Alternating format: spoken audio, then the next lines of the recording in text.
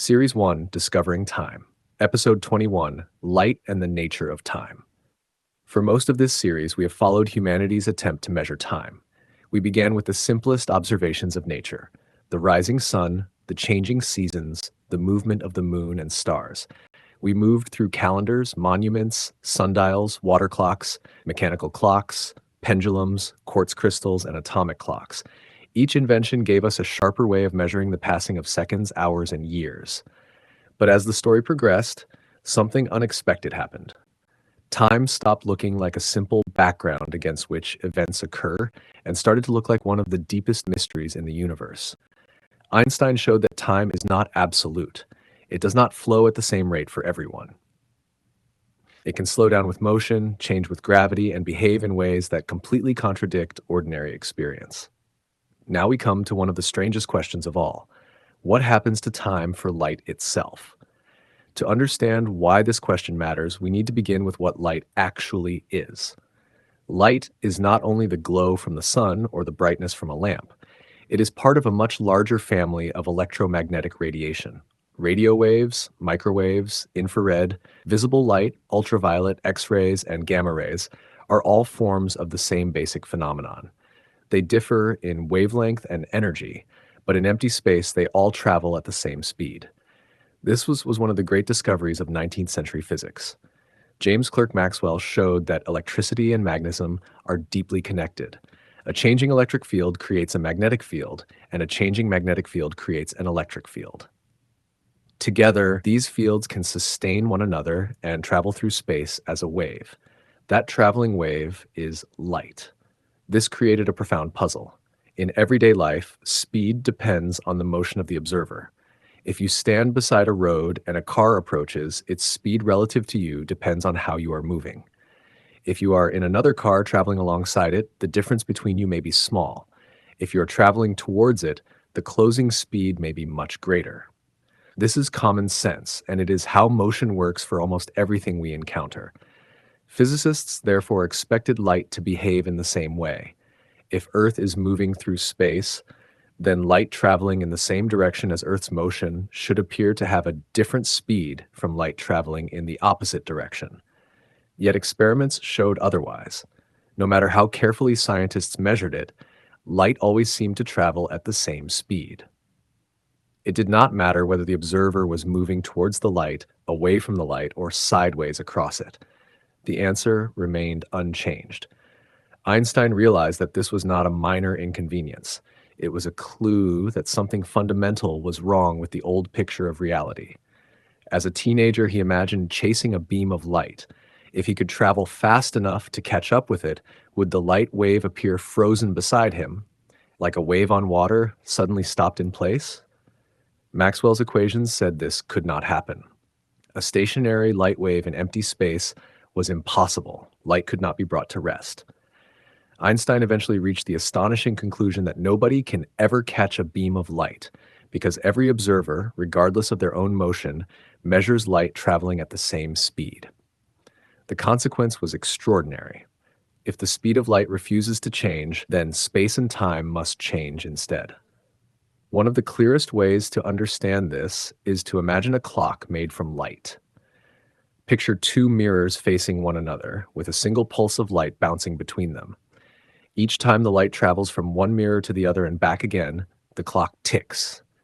If the clock is sitting still beside you, the light simply moves up and down between the mirrors. Now imagine the same clock aboard a spacecraft moving rapidly past you. From the point of view of someone inside the spacecraft, the light still bounces straight up and down, and the clock appears perfectly normal. But from your point of view outside the spacecraft, the clock is moving sideways while the light bounces between the mirrors. The light therefore follows a longer diagonal path. Since the speed of light cannot increase to make up for this longer path, the tick must take longer. The moving light clock runs slow, and if a light clock runs slow, then every other kind of clock must also run slow, because otherwise the people inside the spacecraft could use the difference between clocks to prove they were moving in some absolute sense, which relativity says they cannot do. This is the heart of time dilation.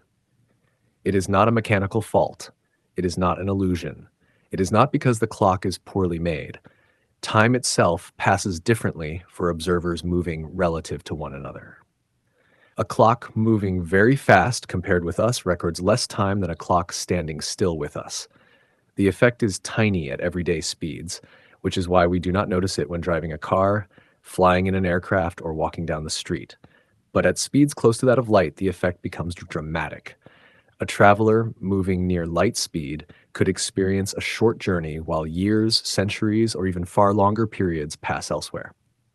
This has been confirmed by experiment. Fast-moving particles created high in Earth's atmosphere survive longer than they otherwise would.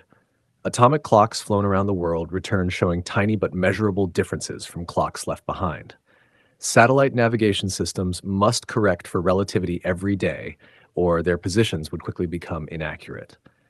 But all of that concerns objects with mass: people, spaceships, atoms, and clocks. Light is different. A photon, the quantum particle of light, has no rest mass. It is not something that starts slowly and accelerates up to light speed. It is born moving at light speed, and in empty space, it never slows down. This is where the question becomes difficult, because relativity does not allow us to sit beside a photon and describe the universe from its point of view.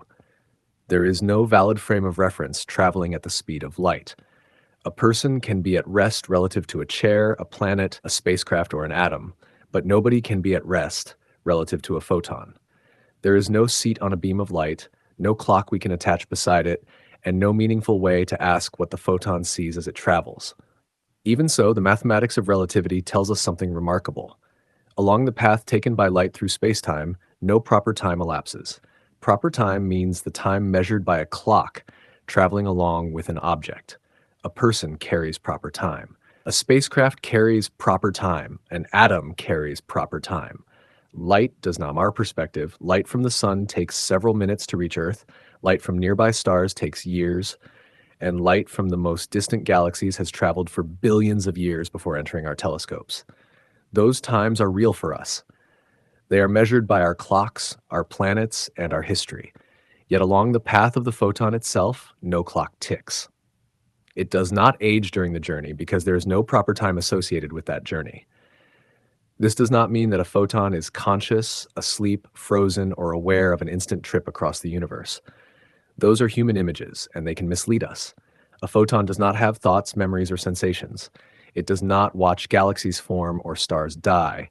It does not experience boredom, speed, or distance. What relativity suggests is stranger and more precise. A photon connects the event where it is emitted with the event where it is absorbed, and the path between those two events contains no elapsed proper time. To us, that connection may stretch across billions of years and unimaginable distances. In the geometry of spacetime, however, light follows a path unlike the path of matter. Matter moves through time. Light traces the boundary of time. This idea becomes even more astonishing if we imagine a photon traveling across the universe. Suppose a photon is emitted by a young galaxy when the universe is still relatively early in its history. It travels through expanding space while galaxies grow, stars ignite, planets form, and life eventually appears. After billions of years, that same photon enters a telescope on Earth and is absorbed by a detector. From our perspective, it has completed an immense journey through cosmic history. But the photon itself has not accumulated time. It has not grown older. It has not carried a private clock from the ancient universe into the present. In a certain mathematical sense, its birth and destruction are connected without duration.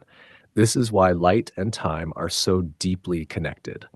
Light is not merely something that moves quickly through time. Light defines the structure that makes time possible.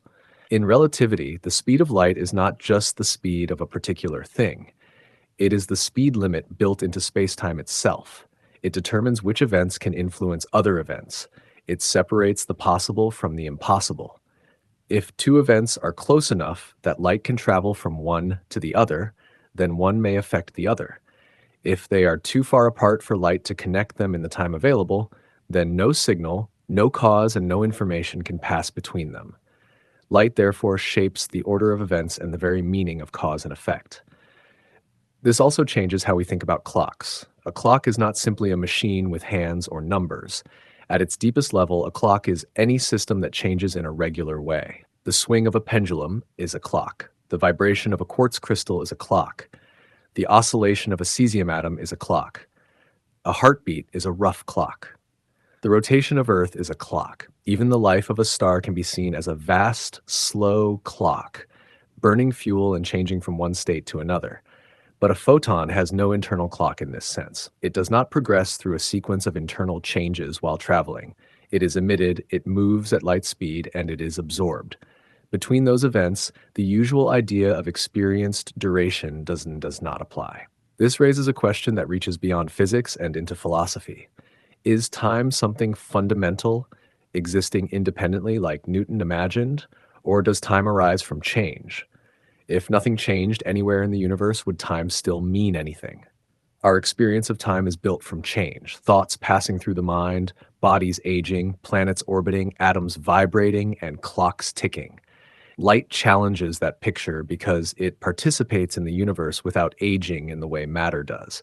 It carries energy, transfers information, and allows us to see the distant past, yet it does not carry time for itself.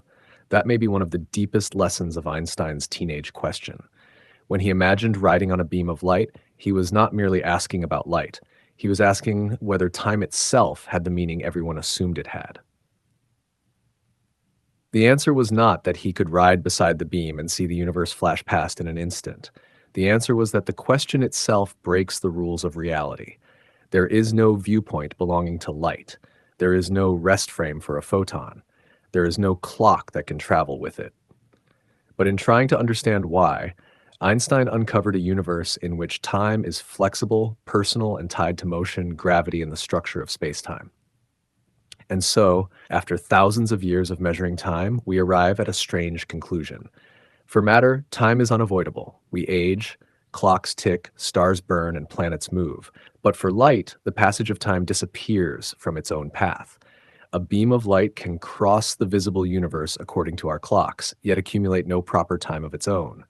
This does not make light magical, but it does show that time is far stranger than the simple flowing river imagined by earlier generations. In the next episode, we will move from light to gravity and explore places where time itself is stretched almost to breaking point, where clocks near massive objects slow dramatically, and where black holes may mark the edge of time as we understand it.